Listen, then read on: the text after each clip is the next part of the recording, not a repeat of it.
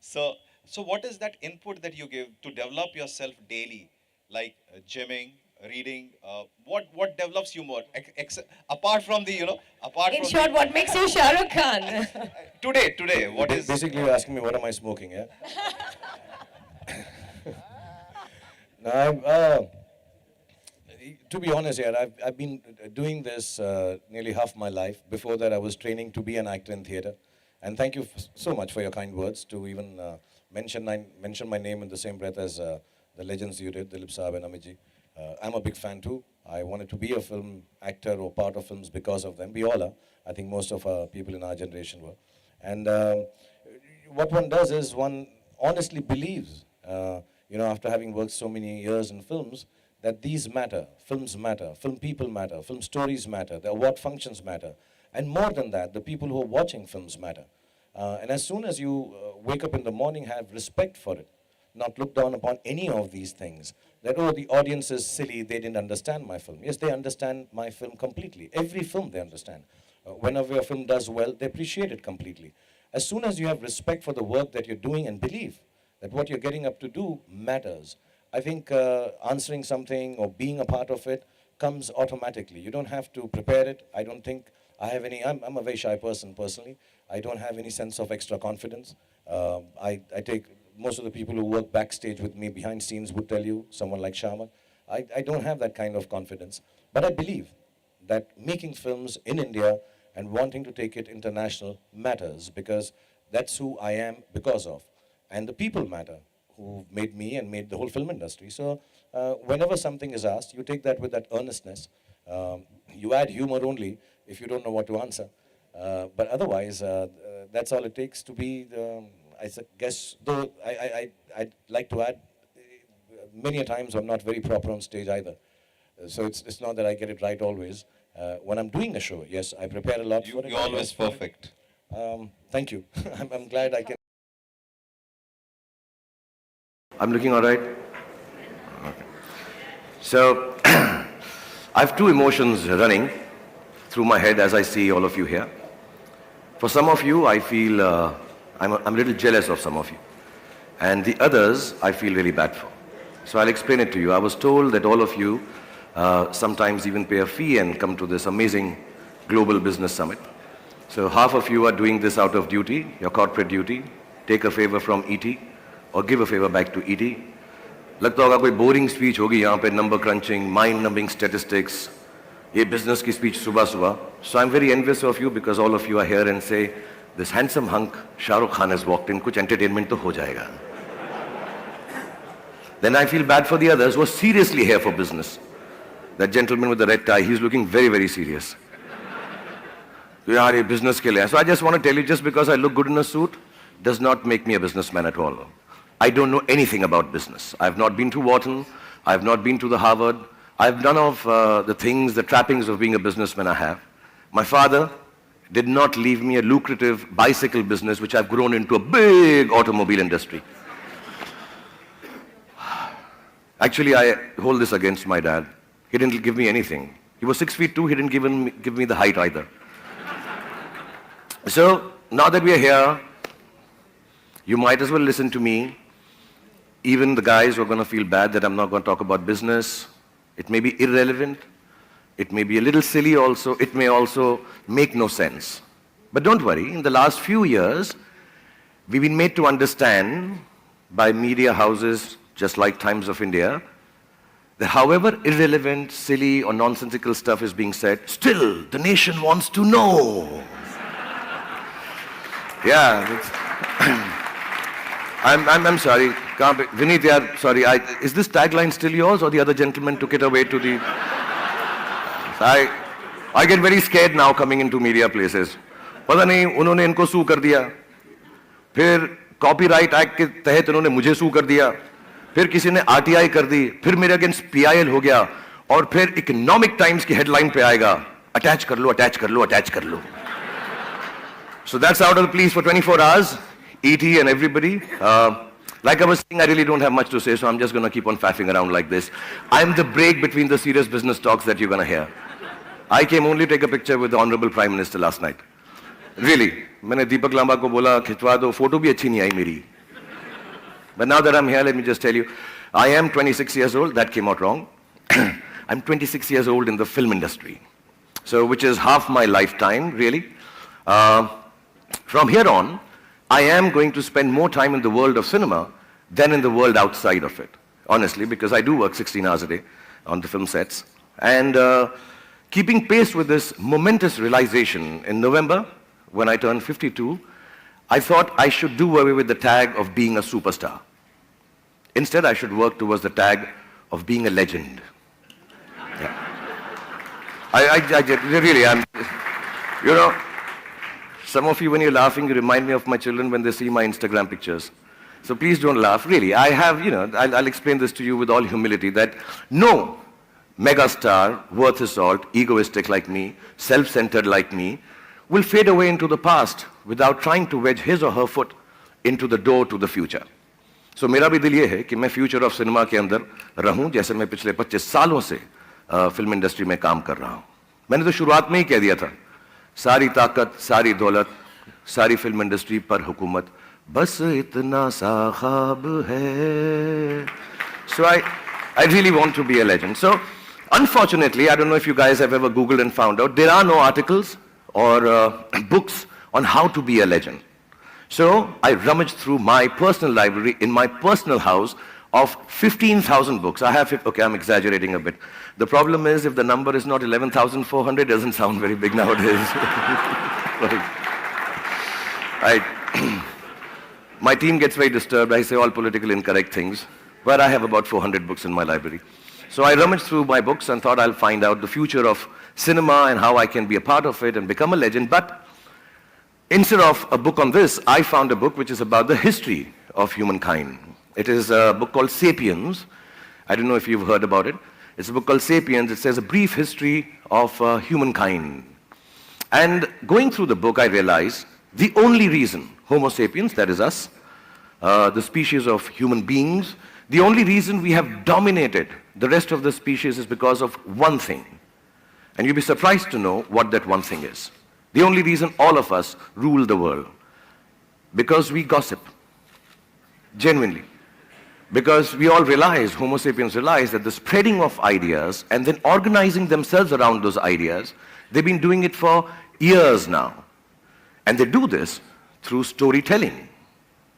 And then I realized, if Homo sapiens could do this, so could I, because I'm a sapien. According to some rumors 15 years ago, I'm a homo too.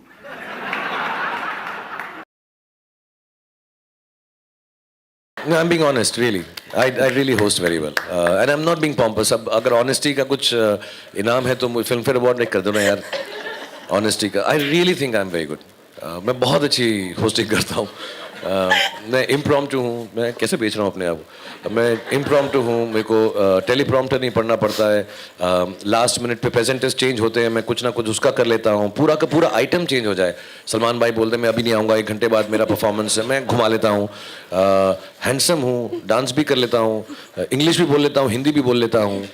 नहीं यार. दूर दूर तक कोई नहीं है मेरे जैसा. No serious. मैं मजाक please don't take यार तुम लोग. I'm not demeaning anyone. I think जो सब करते हैं बहुत अच्छे हैं और they should do it. मैं एक ही करता हूँ वुमेन फिल्म फेयर का, लेकिन मैं really बहुत अच्छा, मैं seriously यार.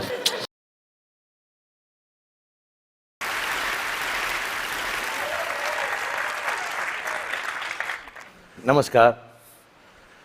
I'm a movie star. I'm 51 years of age, and I don't use Botox as yet.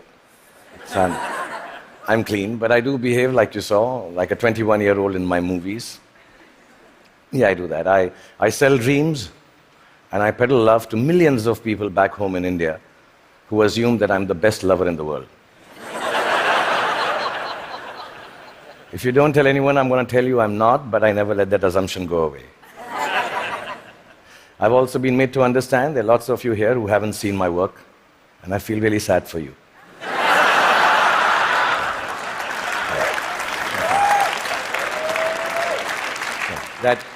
That doesn't take away from the fact that I'm completely self-obsessed, as a movie star should be.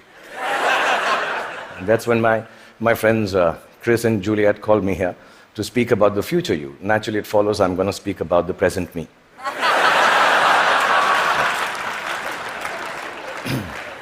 because I truly believe that humanity is a lot like me.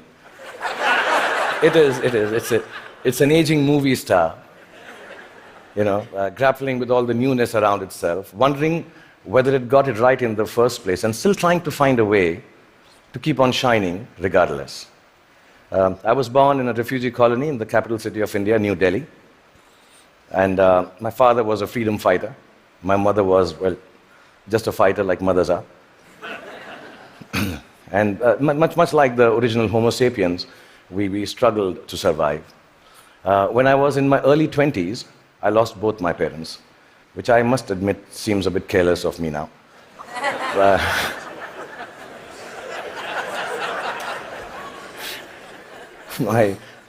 I do remember the night my father died, and I remember the driver of a neighbor who was driving us to the hospital. He mumbled something about dead people don't tip so well and walk away into the dark. And I was only 14 then, and I put my father's dead body in the back seat of the car.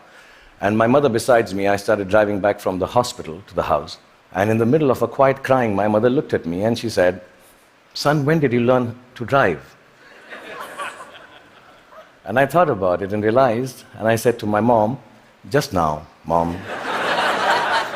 I happened to even invent a new dance form, which I didn't realize, and it became a rage. So if it's all right, and you've seen a bit of me, so I'm quite shameless, I'll show you. It was called the lungi dance.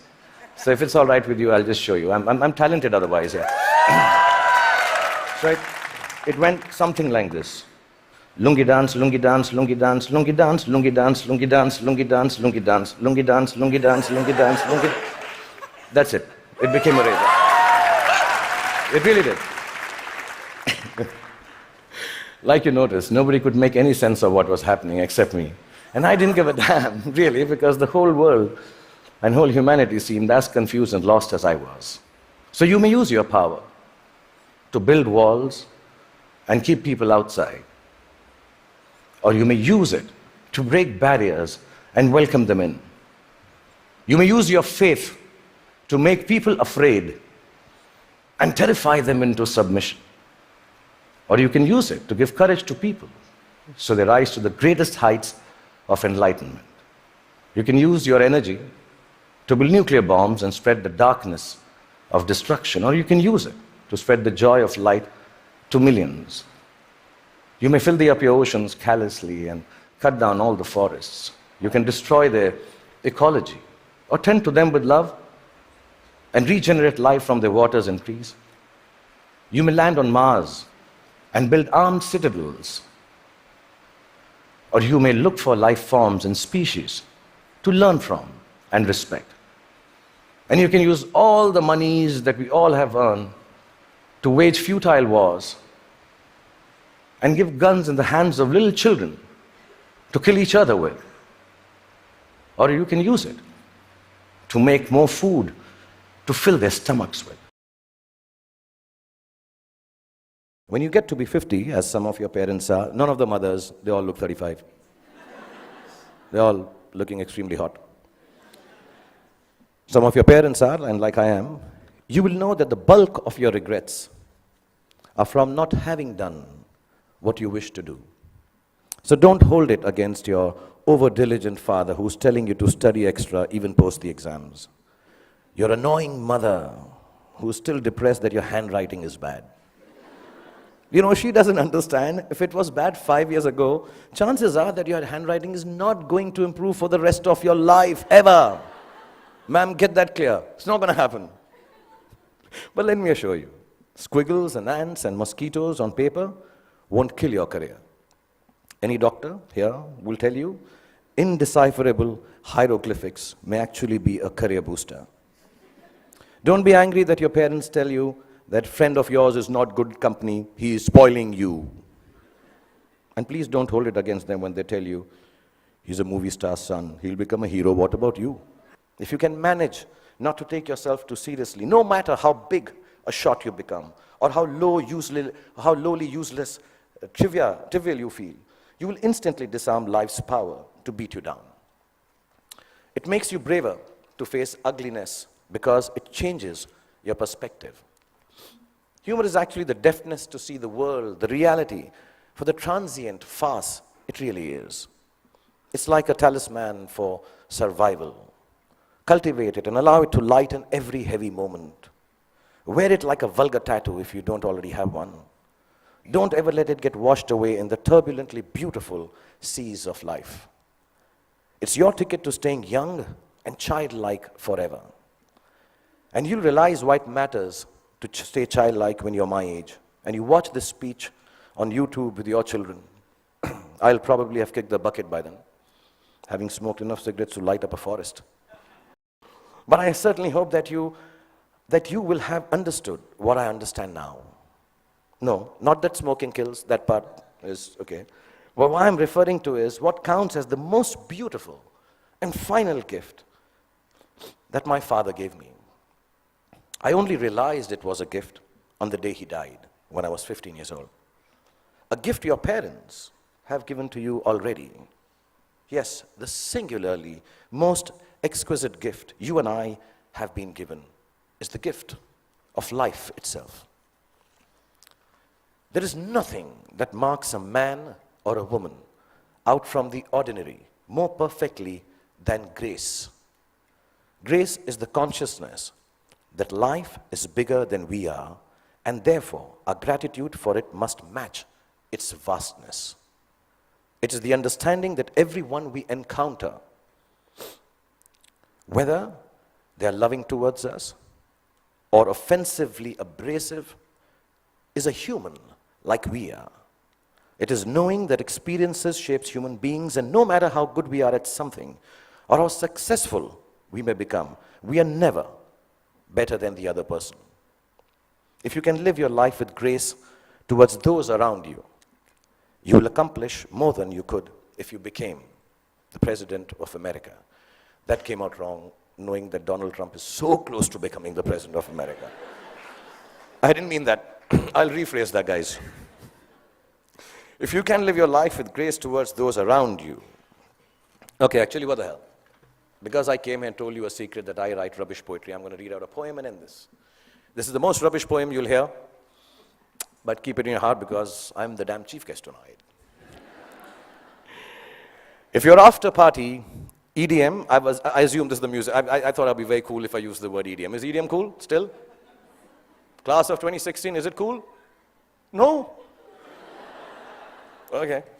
If your after party EDM stone sunrise has found you, with dog-shipped wrappings and friends that will not confound you, and you start on this journey with a brave heart about you, if you live life with grace towards those around you, you'll get where you have to, and it won't astound you.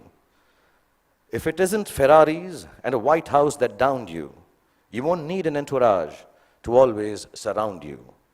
It's your truth you will have that will shelter and ground you. And you'll remember this day as the day that unbound you. From the walls of this beautiful school and the teachers, exams and all the rules that sometimes seem to hound you. And let me tell you, you all will be successful.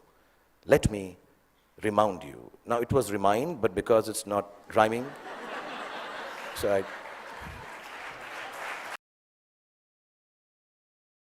until I saw the alumni list. And my mind suddenly froze up, like the icebergs that I've been shooting in Iceland for my next film. Because I was thinking, what will I say to these wonderfully wise people? For a second, I even contemplated sending a stunt double. But then I read a joke about the wisdom of all of you amazing achievers from IM.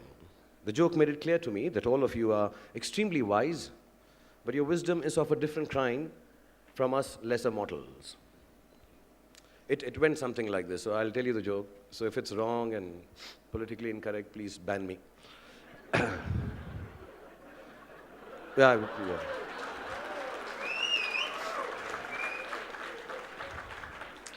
So it was about a kid who claimed he was too good for the standard first or class 1 that he was in and should be promoted to the 4th standard. Seems all IM guys feel like that about themselves. So he was marched to the principal's office, and for gender equality reasons, even in jokes, the principal happened to be a lady. So she thought the kid should be given a fair chance, as ladies are always fair. and said she would ask him a few questions, and if he answers them right, he will be promoted to the 4th standard as he wished. Her first question to him was, "What does a cow have 4 of, and I have only 2 of?" And the boy, after a moment, said, "Legs." "What's in your pants that you have, but I do not have?" The boy said, "Pockets." "What does a lady do sitting down? A man does standing up, a dog does with his one leg raised," she asked. The boy said, "Shake hands." The final one was what starts with F and ends with K, obviously, and is a 4-letter word, and if you don't get it, you have to use your hand. And the boy confidently said, "A fork." So the principal looks at the teacher and tells him, "Don't send him to the 4th standard. Send him to the IM. He'll be a perfect fit there."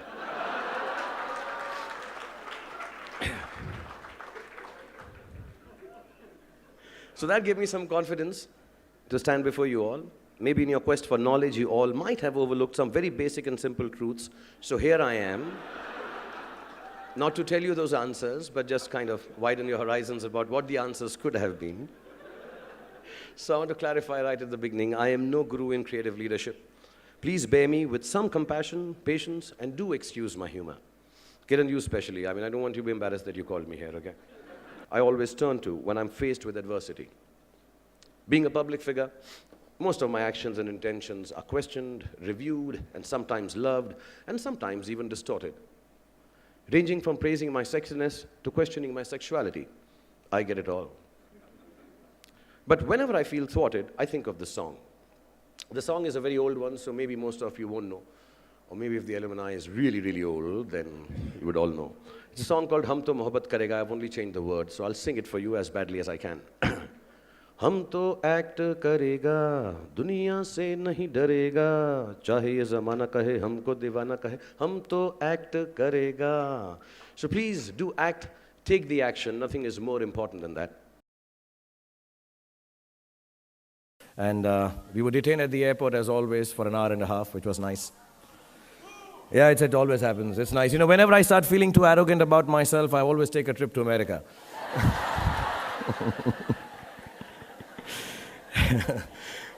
Yeah, the immigration guys kick the star out of stardom. And, but I have my small victories. You know, they always ask me how tall I am, and I always lie and get away. 5 feet 10 inches.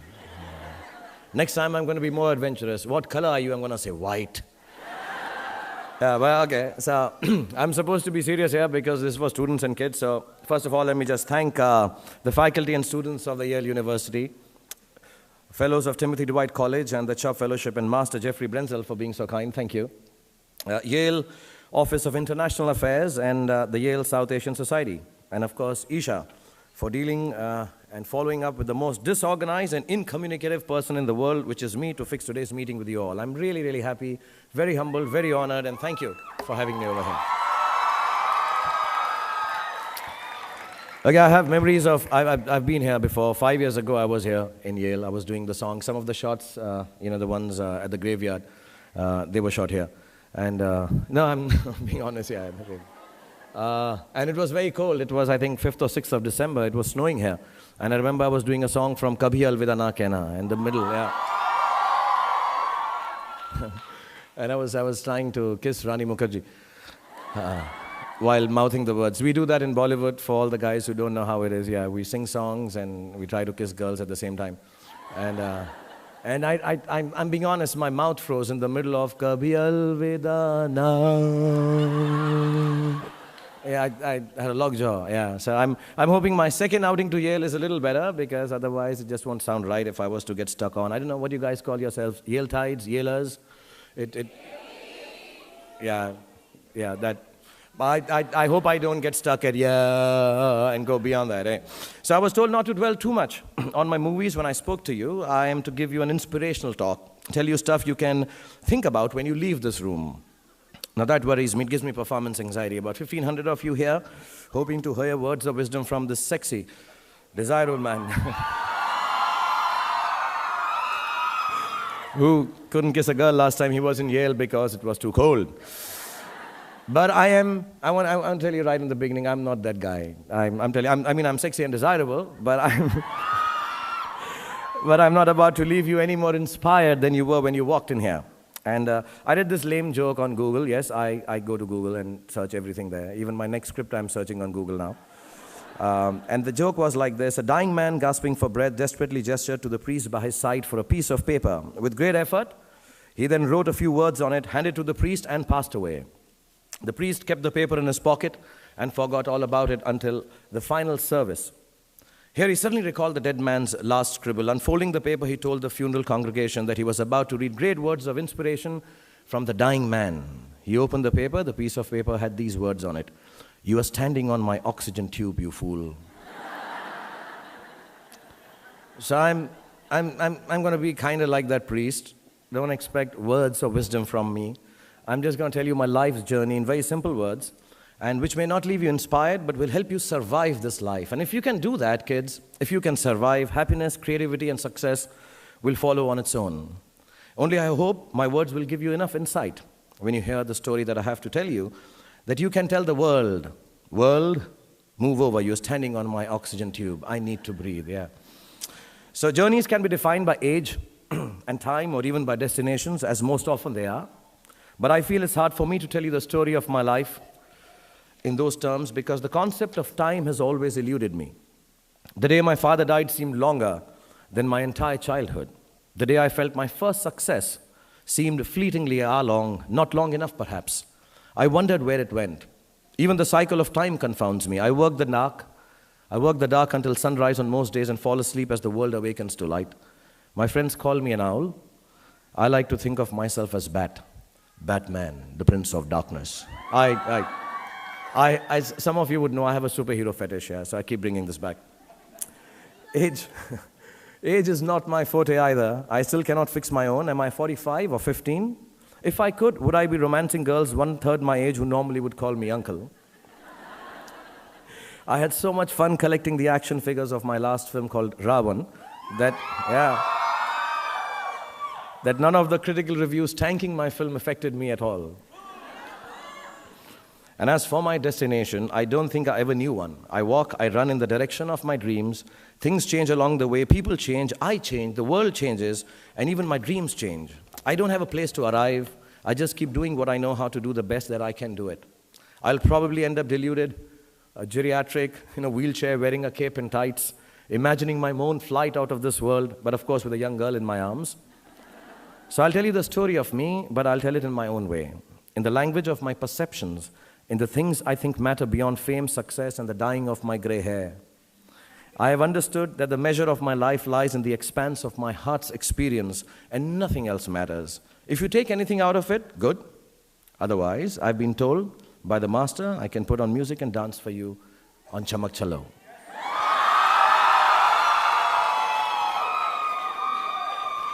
Okay, so first of all, yeah, we do that later. I know. People call me to these serious places and then say, "Oh, forget everything, just do the dance and go back home." Yeah. But I insist you listen to me, okay? Okay, I want to tell you, I have to tell you that I learned a few big words because I was coming to Yale, okay? Yeah. On Google, of course. And so the first one that I'm going to tell you about, so there are 3 things I want to tell you about this evening. The first one is I'm going to tell you to be a funambulist. Now, yeah, that's a big word, yeah? Impressed? Okay. So that means a tightrope walker, because a lot of you people, actually all of you, are somehow are going to create things in your life. So a funambulist is like a tightrope walker, okay? So the first word, Alan, please give me claps for this new word that I've taught Yale. Yeah.